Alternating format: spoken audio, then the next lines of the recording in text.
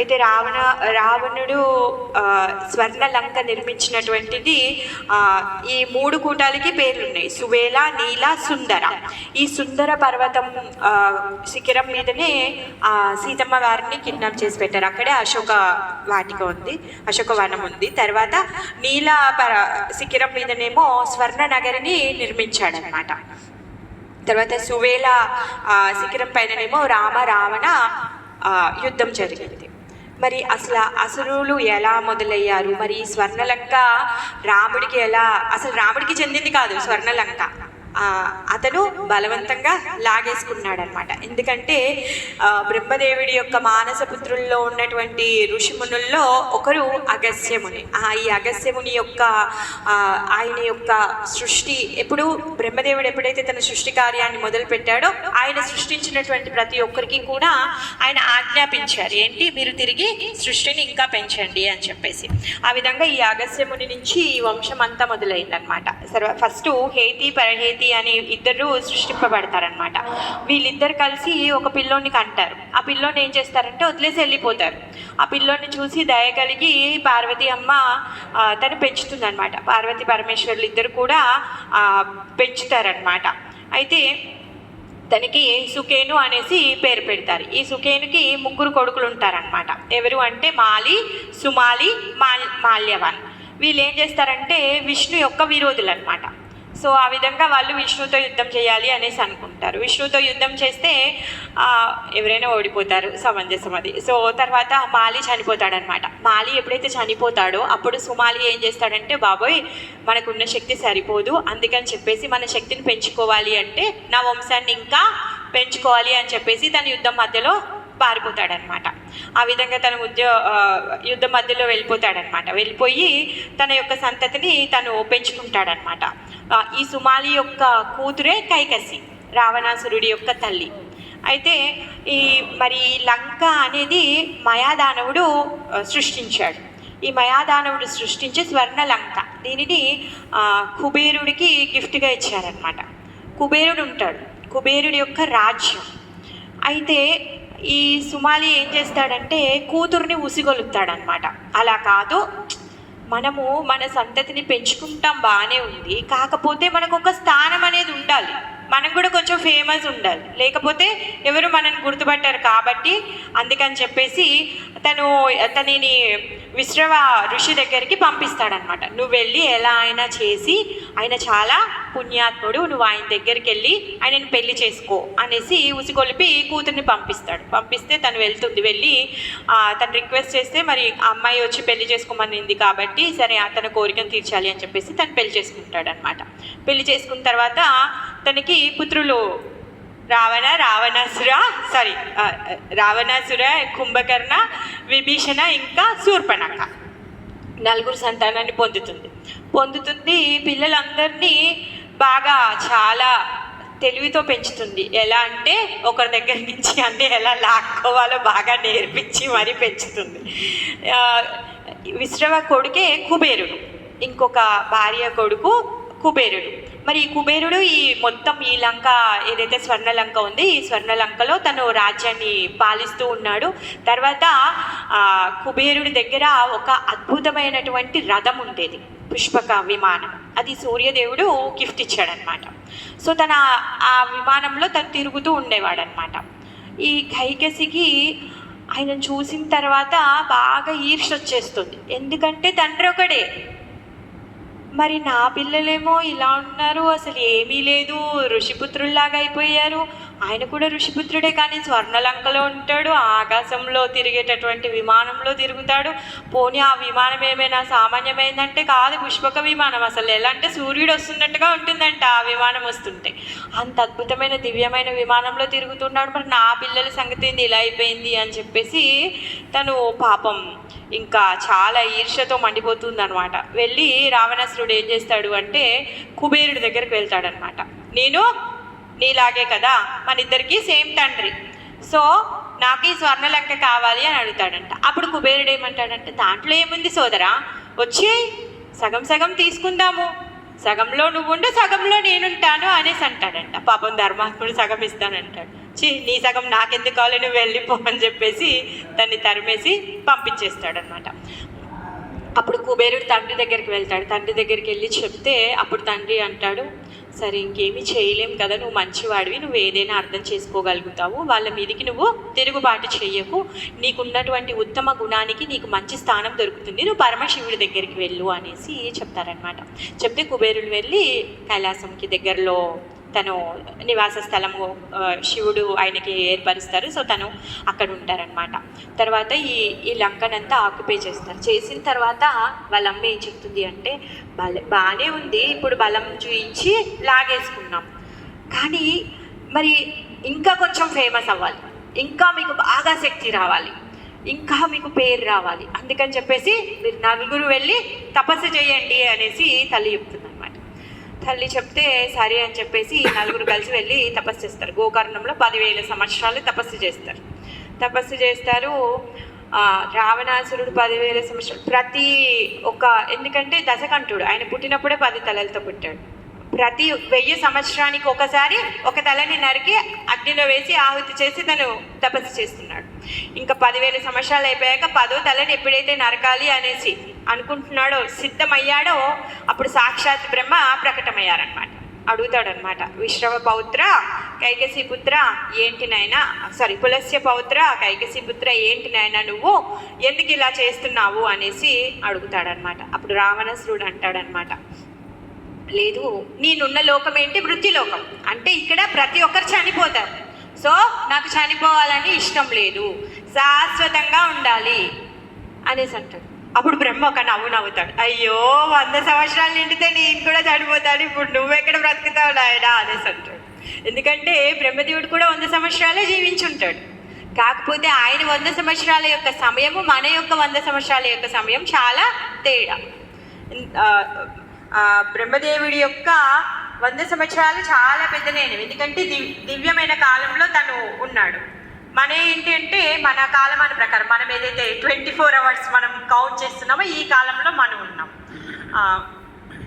So బ్రహ్మదేవుడి యొక్క ఒక్క పగలులో 72 మహాయుగాలు నడుస్తాయి. మహాయుగము అంటే 4 యుగాలు కలిసిందాన్ని ఒక మహాయుగము అంటారు. సత్యయుగము, త్రేతాయుగము, ద్వాపర యుగము, కలియుగం, ఈ 4ంటిని కలిపితే ఒక మహాయుగము అవుతుంది.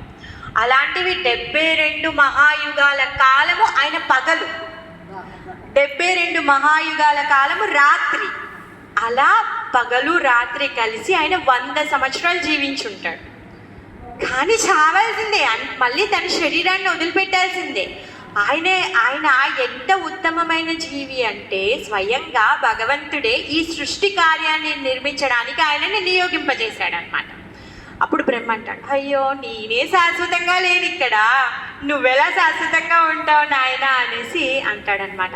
అప్పుడు రావణ అనుకుంటాడు, ఓ అవునా, అరే ఇప్పుడు ఆయనే శాశ్వతం కాకపోతే ఆయన దగ్గర లేని నాకెలా ఇస్తాడు అని చెప్పేసి ఆలోచిస్తాడు. 10 తలలు కదా, బాగా తెలివి కలవాడు కదా, అందుకని చెప్పేసి ఆలోచిస్తాడు. నువ్వు సృష్టించినటువంటి సృష్టి ద్వారా మానవులు వానరులు అంటే ఓకేలే, వాళ్ళు నా శక్తి ముందు ఏమీ పనికిరారు, జస్ట్ ఊరికే నా కనుచూపుతో ఊరికే ఒక ఇలా కొడితే చాలు వాళ్ళు పడిపోతారు, వాళ్ళకి నాకు భయం లేదు, వాళ్ళు కాకుండా మిగిలిన నువ్వు ఎవరిని సృష్టించినా కానీ వాళ్ళతో అంటే అద్భుతమైన శక్తులు కలిగినటువంటి వారు, దేవతలు, కిన్నరులు, వీళ్ళందరూ ఉన్నారు కదా, సో వీళ్ళెవరితో కూడా నాకు చావు ఉండొద్దు అని చెప్పేసి రకరకాలుగా అడుగుతాడు. ఏ విధంగా అయితే హిరణ్యకశిపుడు ఆకాశంలో చావును భూమిలో చావును అలా అన్నట్టుగా ఈయన కూడా నేను వాళ్ళ చేతిలో చావును వీళ్ళ చేతిలో చావును అని చెప్పేసి చాలా పెద్ద లిస్టే అడుగుతాడు.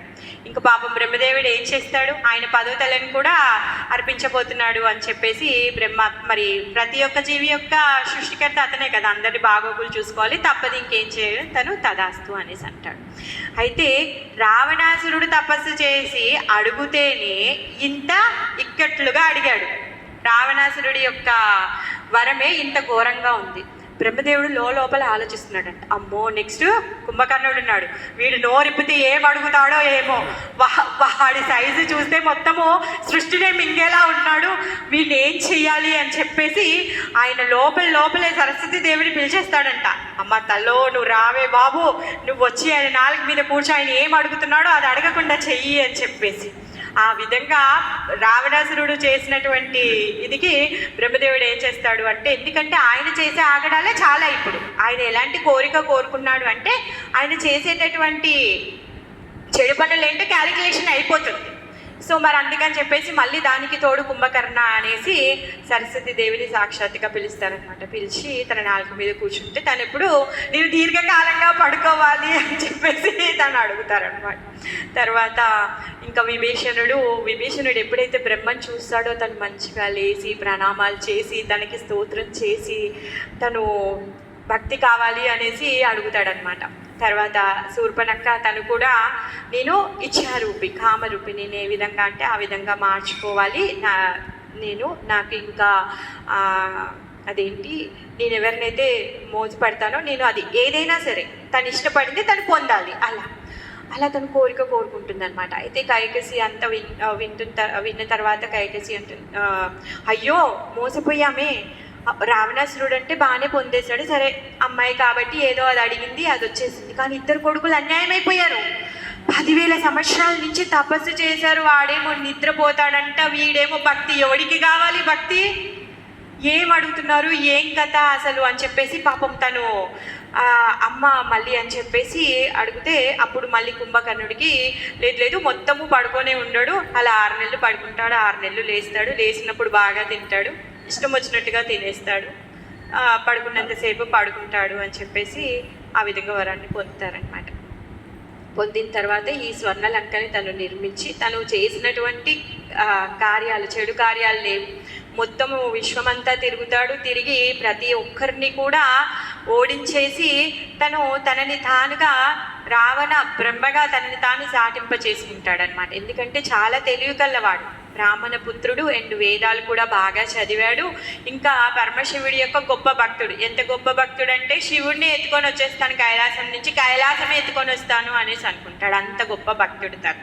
సో అలాంటి వాడు ఈ స్వర్ణలంకని ఆక్యుపై చేశాడు, తను నిర్మించలే, అది మయదానవుడు నిర్మించాడు, తను రాజ్యం వెళ్తున్నాడు అనమాట.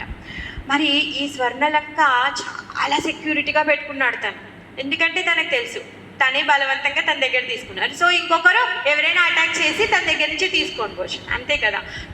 దొంగకి మళ్ళీ భయపడతాడు కదా, తోసుకొచ్చుకున్న సొమ్ము మళ్ళీ ఎవరైనా దోచుకెళ్ళిపోతారో లేకపోతే ఎవరైనా కంటపడుతుందో అన్నట్టు ఉంటుంది కదా. అందుకని చాలా రాక్షసులందరినీ కూడా పెట్టుకొని తను సెక్యూరిటీకి చాలా పెట్టుకొని కూర్చుంటాడు అనమాట. మనము హనుమంతుడి గురించి చెప్పేటప్పుడు ఆ సెక్యూరిటీ గురించి చెప్పుకుంటాం. ఈ విధంగా రావణాసురుడు ఈ లంకని పరిపాలించేవాడు. ఈరోజు మనం వెళ్ళేటటువంటి టెంపుల్ అమ్మవారి టెంపుల్, ఇది శక్తిపీఠము. సతీదేవి యొక్క ఎడమ లెఫ్ట్ థై తొడ ఛాంగబడింది అనమాట. సో ఎప్పుడైతే దక్ష ప్రజాపతి యజ్ఞం చేసినప్పుడు తన భర్తకి కలిగినటువంటి అవమానాన్ని భరించలేక, ఎందుకు అంటే శివ అంటే మంగళకరం, శివ అనే పేరే మంగళకరం, అలాంటి మంగళకరుడిని నా తండ్రి ఈ విధంగా అవమానించాడు. అయితే శివుడు ఏమని పిలుస్తాడంట, దాక్షాయిని అని పిలుస్తాడంట.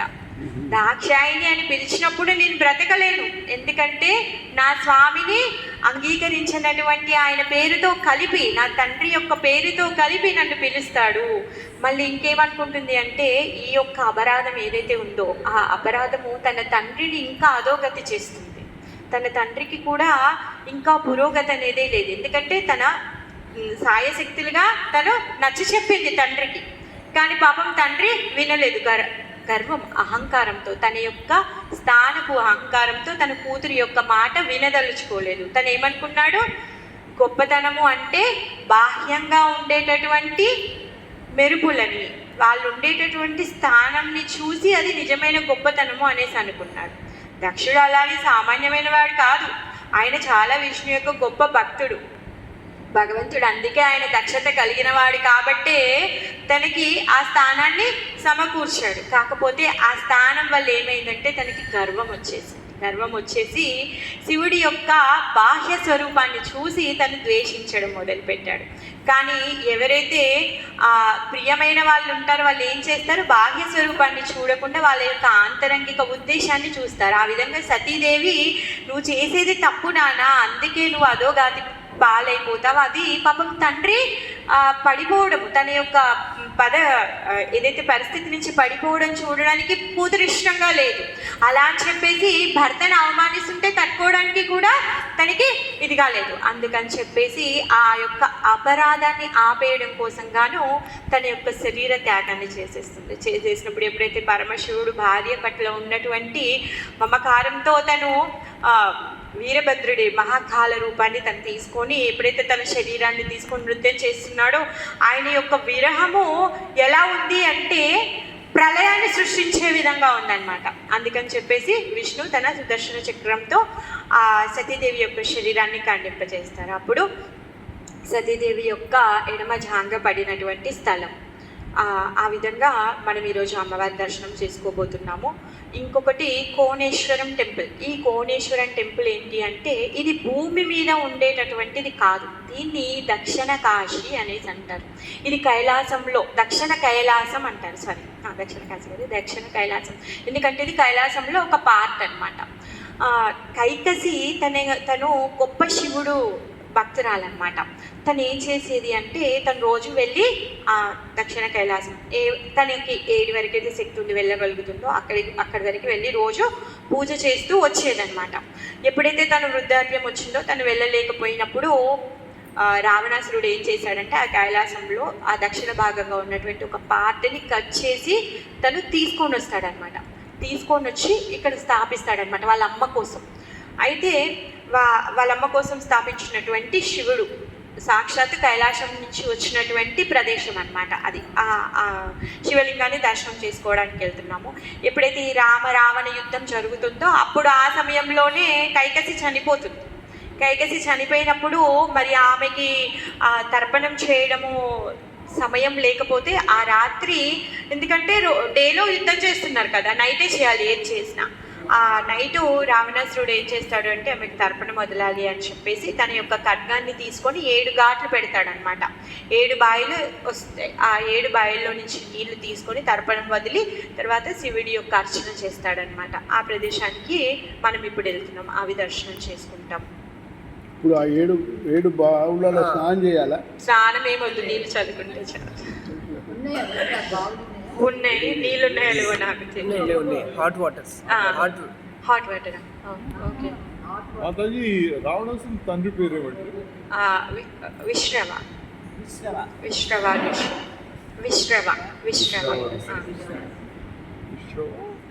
కైకసి ఇద్దరు పుట్టినటువంటి సంతానమే అలా. మరి కుబేరుడు కూడా విశ్రవపుత్రుడే. ఇంకొక భార్య నాకు అంత గుర్తు, నేను రాజకీయంగా నా బుక్ తెచ్చుకోలేదు. ఇప్పుడు ఈ రాక్షసులు ఎక్కడికి వెళ్ళి స్టార్ట్ అయ్యింది? ఇదే అగస్త్య ఋషి సృష్టించేటప్పుడే వాళ్ళు స్టార్ట్ అయ్యారు. అప్పటి వరకు రాక్షసులు లేవు. ఈ అగస్త్య ఋషి సృష్టించేటప్పుడే హేతి పరహేతి అని వీళ్ళిద్దరు పుట్టారనమాట. వాళ్ళిద్దరు కలిసి ఒక పుత్రుడికి సంతానానికి జన్మనిస్తారు. వాళ్ళు ఏంటి అంటే అప్పటి నుంచి వాళ్ళ లోపల ఈ బుద్ధి స్టార్ట్ అయింది. ఈ పిల్లోడు బాగోగులు ఎవరు చూసుకోవాలి, మనం ఎంజాయ్ చేద్దాము అని చెప్పేసి పిల్లోని అక్కడ వదిలేసి వెళ్ళిపోతారనమాట. ఆ విధంగా ధర్మాన్ని పాటించకుండా అక్కడి నుంచి స్టార్ట్ అయింది. ఏదైతే వాళ్ళ యొక్క ధర్మం ఉంటుందో ఆ ధర్మాన్ని వదిలేయడం మొదలుపెట్టిరనమాట. అప్పుడు శివుడు పార్వతి ఏం చేస్తారంటే వాళ్ళిద్దరిని అబ్బాయిని తీసుకొని వాళ్ళ ఆలన పాలన చేస్తారనమాట. అబ్బాయి ఎవరు కొడుకు? హేతి పరహేతి. వాళ్ళిద్దరు ఎవరు? వీళ్ళిద్దరే అగస్త్య ముని సృష్టించినటువంటి మొదటి సృష్టి. మరి ఇప్పుడు బ్రహ్మ ఫస్ట్ ఏం చేశారు? చతుర్కుమారుల్ని సృష్టించారు. బ్రహ్మన్ కూడా స్వామి తన యొక్క నాభి కమలంలో సృష్టింపబడతాడు కదా. వీళ్ళందరూ సృష్టియే, ప్రతి ఒక్కటి కూడా సృష్టియే. బద్రీనాథులు మనకు ఎంత అక్కడ ఒక రామ అంటే ఇక్కడ ఏంటిది బద్రీనాథ్లో ఒక రోజు తపస్సు చేస్తే మనం ఇక్కడ 6 నెలలు చేసిన ఫలితం. అది వేరే topic, we will discuss later. అయితే ఆ ఇద్దరు కుమారులకి వెళ్ళి ఒక రాక్షసుడు తయారైంది. పుట్టిన వాడిని శివ పార్వతులు పెంచారు. అయితే ఆయనకి 3 కొడుకులు పుడతారు. వాళ్ళు మాలి, సుమాలి, మాల్యవాన్. వీళ్ళు వీళ్ళు ముగ్గురు విష్ణు ద్వేషులు. అంటే ఈ ముగ్గురు రాక్షసులు అయిందా? ఇంకంతే, విష్ణువుని ద్వేషిస్తున్నారంటే రాక్షసులే. ఎవరు కనబడతలేరు ఈడ. కనిపిస్తలేరా? కలియుగంలో సపరేట్ కనిపించారు, మన లోపలనే ఉంటారు.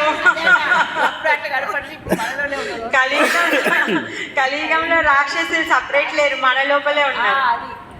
అప్పుడు రాక్షసులు అంటే పెద్ద పెద్ద కూరలు పెట్టుకొని అంటే సినిమాలో ఇట్లా పెట్టి ఇలా కూడా కనిపిస్తారు. కలియుగంలో పెద్ద రాక్షసత్వం రాక్షసులు అంటే ఇట్లా రెండు అట్లుంటది. ఎలా ఉంటది? ఇలా ఉంటది దీంట్లో అసలు.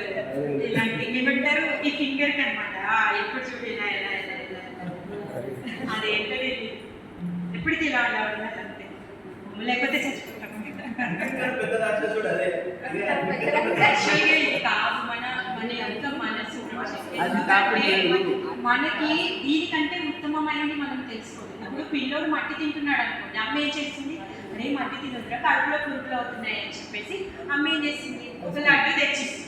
ఐస్ క్రీమ్ ఇయ్యదు ప్రభు, లడ్డు ఇస్తుంది. వాడు ఎప్పుడైతే మట్టి తింటే టేస్ట్ బాగుంటుంది, ఎట్లా ఉంటుంది కదా. లడ్డు తిన్నాడు అనుకో, అప్పుడు ఏం చేస్తాడు, మట్టి వదిలేస్తాడు. అది ఉత్తమమైన రుచి. మనకి దీనికంటే ఉత్తమమైన రుచి మనం పొందలేదు, అందుకే మనం ఇది ఉత్తమమైంది అనుకుంటున్నాం. దీనికంటే ఉత్తమమైన రుచి